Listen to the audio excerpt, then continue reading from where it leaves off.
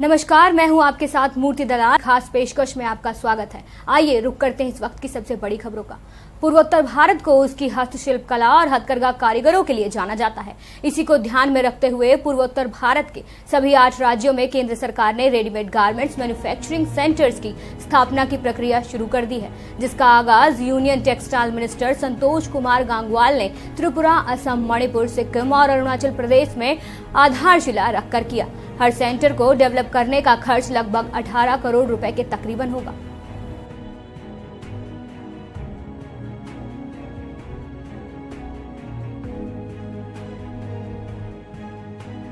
एक विवादास्पद टिप्पणी करते हुए सत्तारूढ़ समाजवादी पार्टी के एक नेता तोताराम यादव ने कहा कि रेप लड़के और लड़कियों की आपसी सहमति से होते हैं। इस सवाल पर कि क्या राज्य में बढ़ती बलात्कार की घटनाओं को नियंत्रित किया जा सकता है, यादव ने कहा, क्या है बलात्कार? ऐसी कोई चीज नहीं है। लड़के और लड़कियों की आपसी सहमति से होते हैं बलात्कार। इस बीच बीजेपी के प्रदेश प्रवक्ता मनोज मिश्रा ने दर्जा प्राप्त राज्य मंत्री तोताराम यादव के बयान की निंदा करते हुए कहा कि समाजवाद पार्टी के नेता नारी शक्ति का अपमान कर रहे हैं। उस पर दोष आते हैं, न मोदी ने किया, न कभी अखिलेश जी करते हैं। ये जो दोष आता है वो सरकार पे आता है। तो कुल मिला के ये कह सकते हैं कि मोदी का दोष नहीं इस घटना से? नहीं, मैं तो ये नहीं कह सकता हूँ दोष नहीं, लेकिन उनकी सरकार का दोष है।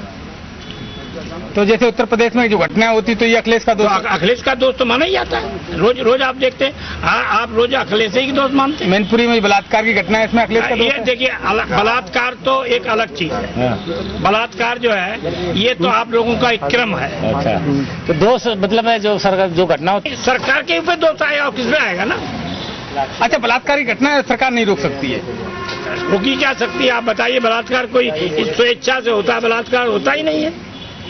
बलात्कार क्या स्वेच्छा से होता है? नहीं, बलात्कार होता है प्रदेश सरकार की छवि खराब होती है। नहीं, छवि खराब होती नहीं है, स्वेच्छा से होता है। लड़का लड़की की इच्छा से होता है बलात्कार। बलात्कार वैसे नहीं, जाम लगता है, डीएम पथराव होता है, डीएम घायल होता है, इसमें कौन? तो डीएम का, मैं चुनाव में था, देखो मेरे भी यहाँ लग गई, तो मेरे भी लगी थी गोली। नहीं, ईंट लगी थी। अभी जो कोर्रा में हुआ था, एक गैंग रेप की घटना हुई थी, उसमें मुझे जानकारी नहीं उसके बारे में। अच्छा, अब रुक करते हैं अगली खास खबर का। प्रधानमंत्री मोदी बांग्लादेश के दौरे पर दूसरे दिन रविवार सुबह ढाकेश्वरी मंदिर पहुंचे, जिसका इतिहास करीब 800 साल पुराना है। इसके बाद पीएम मोदी ने भारतीय दूतावास के नए ऑफिस का उद्घाटन किया। मंदिर प्रशासन के सदस्यों ने महसूस किया कि ढाकेश्वर मंदिर में मोदी की यात्रा ने हिंदू समुदाय के लोगों के भाईचारे का संदेश दिया है। यहाँ पीएम नरेंद्र मोदी पूर्व प्रधानमंत्री अटल बिहारी वाजपेयी को दिए जाने वाले friends of Bangladesh liberation war awards भी ग्रहण करेंगे। आपको बता दें कि भारत और बांग्लादेश के बीच 41 साल पुराने सीमा विवाद का समझौता हो गया है। इसमें भारत ने बांग्लादेश को 17,160 एकड़ जमीन दी है और बांग्लादेश ने भारत को 7,110 एकड़ जमीन दी है। समझौते के बाद दोनों ही देशों की सीमाएं बदल गई हैं। पहले तो हम लोग रिसीव किया, आफ्टर दैट हम जो we have given some flowers, then he came to the main temple, the priest जो है he has received him, after he has given the puja, and after the puja he has come to this main audience. I mean, we are 40 people there. He has exchanged greetings with everybody. After that we have exchanged some things. We took can you throw light on what yeah, actually we told him that can you see sir Shiv temples, because we wanted a little space for him. So he said okay. So he said, what is the Shiv temples? I said that during Mansinga 400 years back this Shiv temples were. So he went there. I said that we said that actually this temple had 7 acres of land.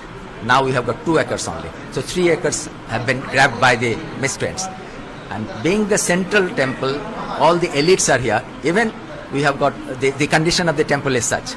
So we said that you can well imagine the condition of the whole Bangladesh, of the temples and the Devatar Bhumi.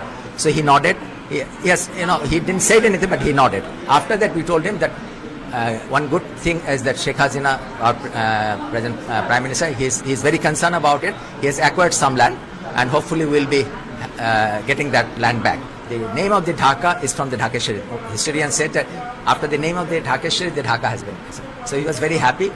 IIT Madras Chennai में छात्र समूह पर प्रतिबंध मामले को सुलझाने और छात्र प्रतिबंध को हटाने के लिए एनसीएससी ने आईआईटी के डायरेक्टर को मीटिंग के लिए दिल्ली बुलाया है।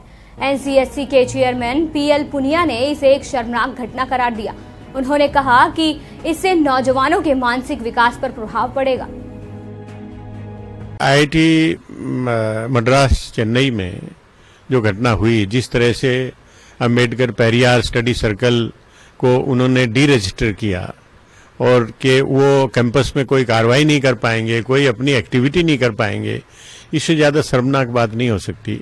ये नौजवान जो अपना बौद्धिक विकास करने के लिए ऐसे इंस्टीट्यूट ऑफ एक्सीलेंस उनमें पहुंचते हैं और उन पर इस तरह का प्रतिबंध लगा देना, ये बहुत ही शर्मनाक है। राष्ट्रीय अनुसूचित जाति आयोग ने इसमें हस्तक्षेप किया है। डायरेक्टर से रिपोर्ट प्राप्त हुई है, एचआरडी मिनिस्ट्री से रिपोर्ट प्राप्त हुई है और 8 तारीख को कल उनको दिल्ली में डिस्कशन के लिए बुलाया है कि उन्होंने क्यों किया और उसका समाधान किस तरह से किया जा सकता है। तो उसकी सुनवाई कल 8 जून को दिल्ली राष्ट्रीय अनुसूचित जाति आयोग मुख्यालय पर है। खास खबरों में वक्त हो चला है एक छोटे से ब्रेक का। ब्रेक के बाद फिर हाजिर होंगे।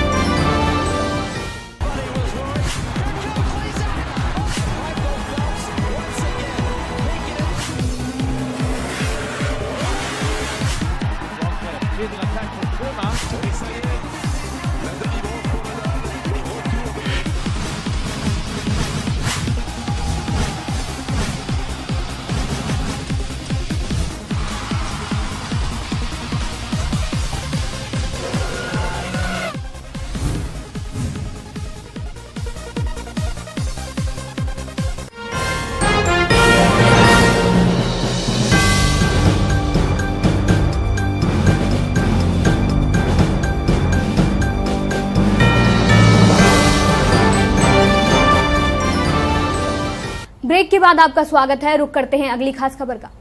गैंगरेप मामले में गोवा टूरिज्म मिनिस्टर दिलीप पारेकर ने अपने संदिग्ध बयान पर देश से कहा कि उनके बयान को गोवा और पूरा देश दरकिनार कर दे और वे अपने उन तुच्छ शब्दों को वापस लेते हैं जिनसे देश को ठेस पहुंची। आपको याद दिला दे कि टूरिज्म मिनिस्टर ने रेप आरोपियों को बहुत से छोटे स्तर का आरोपी कहा था। लास्ट 4 दिन से नेशनल मीडिया पे जो भी डिबेट होता है उसके बारे में मेरा कहना उतना ही है कि 2-3 जो वर्ड मेरे मुंह से निकला हुआ है उसके बारे में मेरे स्टेट को, मेरे कंट्री को समझो, किसको भी समझो कि बुरा लगा है। जो भी वर्ड था मैं और वर्ड यूज करना नहीं चाहता, फिर भी किसको भी समझो कि हर्ट हुआ है, तो जो भी वर्ड्स है वो वर्ड्स मैं वापस लेता हूं ताकि सब लोग खुश हुए, टूरिज्म गोवा में बढ़े। इसीलिए कि Goa is a place where people come down, they enjoy and Goa is a safe place. वहीं अगली खास खबर बिहार की राजनीति से जुड़ी हुई है। बिहार को लेकर राजनीति का पहिया दिल्ली में घूम रहा है। बड़ी बात यह है कि लालू से गठबंधन को लेकर मुलायम सिंह यादव से मिलने आए नीतीश कुमार राहुल गांधी के घर पहुंच गए। बिहार में लालू, नीतीश और कांग्रेस के मिलकर चुनाव लड़ने की बात कही जा रही है। कुछ दिन पहले बिहार कांग्रेस अध्यक्ष अशोक चौधरी नीतीश को आगे रखकर चुनाव लड़ने की बात कह रहे थे। नीतीश को राहुल गांधी के घर पहुंचने के बाद कई तरह की चर्चाएं भी गर्म हुई हैं। नीति में मिलना जुलना होता रहता है, विपक्षी दलों से भी लोग मुलाकात करते हैं। नीतीश कुमार जी को तो सरकार को और उनके मुख्यमंत्रित्व को हमारा समर्थन है। बिहार में आज की तारीख में जो कांग्रेस के विधायक हैं वो नीतीश कुमार जी की सरकार को समर्थन करते हैं। और एक बार नहीं, जब नीतीश कुमार जी बीजेपी से अलग होके मुख्यमंत्री बने और उन्होंने विश्वास मत हासिल किया, तब कांग्रेस ने उनका साथ दिया।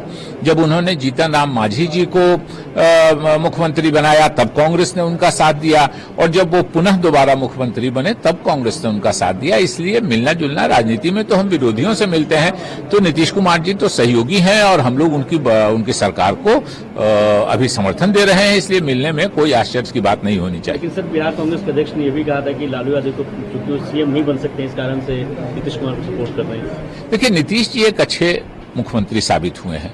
और ये हम ही नहीं मानते हैं, कांग्रेस ही नहीं मानती है, ये आरजेडी भी मानती है। इसलिए कि अगर अच्छे मुख्यमंत्री नहीं साबित होते तो न उनको कांग्रेस समर्थन करती, न उनको आरजेडी समर्थन करती। आज की तारीख में कांग्रेस का भी समर्थन है नीतीश जी को और आरजेडी का भी समर्थन है। अगर चौथी बार भी उनको अवसर मिलता है तो हम उम्मीद करते हैं कि वो अच्छे मुख्यमंत्री साबित होंगे। लेकिन गठबंधन होता है, गठबंधन में कौन नेता होता है, कौन नहीं होता है, या कोई नेता नहीं होता है, ये सब जब गठबंधन की पार्टियां आपस में बैठेंगी तो तय करेंगी। अभी मैं कुछ कहना मैं समझता हूं समय से पहले होगा। इनके अपने सर्वाइवल सामने नजर आ रहा है ना, लेकिन इनकी महत्वाकांक्षा कहां जाएगी। अब खास खबरों में बात करते हैं अगली खास खबर का। विवादित बयानों के लिए अक्सर चर्चा में रहने वाले उन्नाव से भाजपा सांसद साक्षी महाराज ने एक बार फिर विवादित बयान दिया है। साक्षी महाराज ने रविवार को कहा कि भाजपा के शासन के दौरान ही अयोध्या में राम मंदिर बनना निश्चित है। मीडिया से बातचीत में साक्षी महाराज ने कहा कि भाजपा पर शंका नहीं करनी चाहिए, ये निश्चित है कि हमारे ही शासन में राम मंदिर बनेगा। उन्होंने आगे कहा, आज नहीं बनेगा, कल नहीं बनेगा तो फिर परसों बनेगा।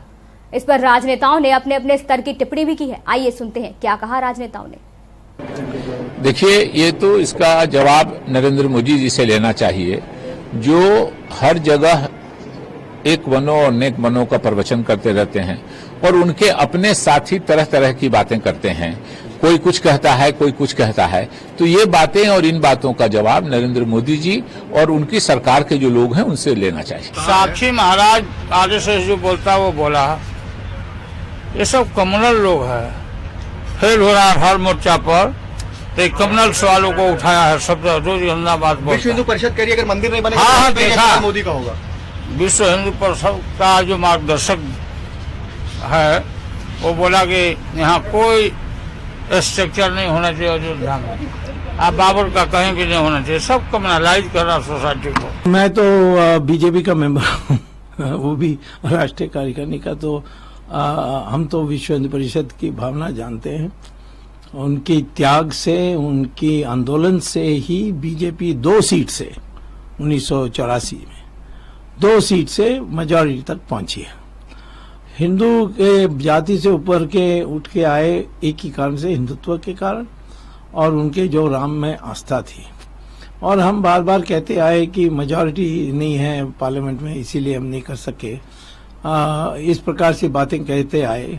आज हमारे पास मेजॉरिटी है, राज्यसभा में मेजॉरिटी नहीं तो कोई हर्जा नहीं है। ये इतना महत्वपूर्ण है कि इसके लिए ज्वाइंट सेशन बुला करके हम पास करा सकते हैं। लेकिन मैं तो कहता हूं कि पार्लियामेंट में जाने की जरूरत ही नहीं है। हम तो कोर्ट से इसको सिद्ध कर सकते हैं। और यदि सरकार के बहस हमारे साथ बहस करके कन्विंस हो जाएगी कि लीगल पॉइंट है, तो फिर मैं समझता हूं कि सरकार इसको अध्यादेश में जारी कर सकती है। तो हम तो इस बार इस 5 साल में निश्चित तौर पर राम मंदिर बनाएंगे और यदि सरकार नहीं बनाएगी तो हम कोर्ट के जरिए इसको कर सकेंगे। छोड़िए, साक्षी महाराज के तो रोज बयान आते, रोज बीजेपी उससे अपने को अलग करती है। इसके पहले भी साक्षी बयान ने बहुत से विवादित बयान दिए, तो इनके बयानों को हम लोग बहुत महत्व नहीं देते हैं। जनता को भी बहुत महत्व देना चाहिए, क्योंकि बीजेपी कुछ नेताओं से ऐसे बयान दिलवाती है जिससे संवेदना बढ़े और फिर उससे अपने को अलग करती है कि उनकी रणनीति है। मैगी पर बैन लगने के बाद से ही सोशल मीडिया पर एक जोक बहुत तेजी से चल रहा था। इस जोक में पतंजलि की मैगी का विज्ञापन था। मजाकिया अंदाज में फोटोशॉप पर बनाई गई ये तस्वीर अब सच साबित होने वाली है। बाबा रामदेव ने मैगी की जगह देसी नूडल्स लाने की बात कही है। योग गुरु ने कहा कि पतंजलि नूडल्स में जरूरत से ज्यादा मैदा नहीं होगा। उन्होंने कहा, बच्चों को उनका स्वाद और उनकी पसंद मैं वापस लौटाऊंगा। खास खबरों में मेरे साथ सिर्फ इतना ही। मुझे दीजिए इजाजत। नमस्कार।